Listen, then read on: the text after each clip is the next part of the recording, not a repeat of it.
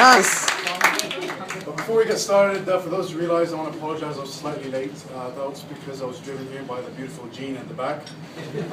Trust me when I say this, just be grateful I'm here in one piece.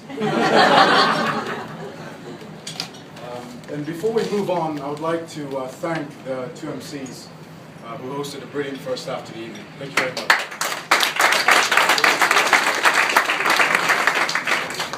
So I think we should all be very excited for the speeches we still have ahead. We have both roasts and roasting roasts. So even though we've already had a lot of amazing speeches, we still have half a program to go. So sit back and enjoy. I'm sure we're all in a bit of a food coma after that amazing meal. And first, I would like to introduce to the stage Mr. Ryan Dawson. He's joined us halfway through the course. He went to UCLA, and he actually transcribed Mr. Wagstaff's book. So,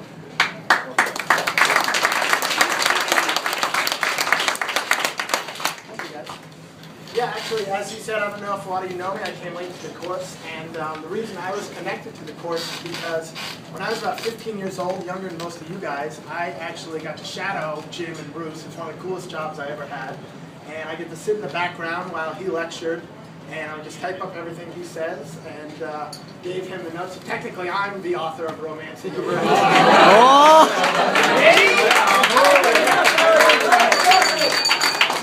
I give him primary credit, although I technically wrote the words.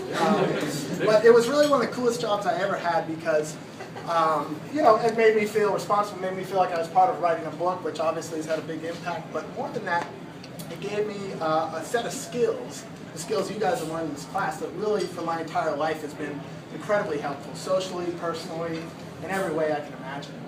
And it gets me thinking about the power of a single voice to make a really positive change in society. The way you think about someone like Martin Luther King or Gandhi or Obama, in a way that through their single voice, speaking out loud, communicating the most cherished ideals, they can change the world for good or for bad, right? I mean, you think about every day people change the world through their voice alone. A lawyer can defend justice, or he can defend corrupt, entrenched interests. A salesperson can sell you a lousy product, or they can sell you a terrific product that makes your life better. A politician can mislead you through fear, or that same politician can inspire you with greatness, all through the power singly of the voice. So, you know, it got me thinking about what are the skills of this class really for in the end. And I read a book recently, it was called The Road to Character by an author named David Brooks, great author, and he talked about two different kinds of virtues. He talked about resume virtues and eulogy virtues. Resume virtues are the things we use to get ahead, the talents, the skills that we put on our CV so that we can get that scholarship or that acceptance letter or that job interview or the respect of our professional peers. But the more important virtues he talked about were the virtues that people talk about at your eulogy when you're gone. Love, patience, compassion, charity. These are the bigger things that define us throughout life more than our resume virtues. And when I got here just a couple weeks ago, the thing I immediately noticed about you guys was the obvious array of resume virtues you all had. I mean, an incredibly diverse, smart, talented group of people. But when you all gave up to give the $100 speech, I think there was about 15 of you that stood up on the spot.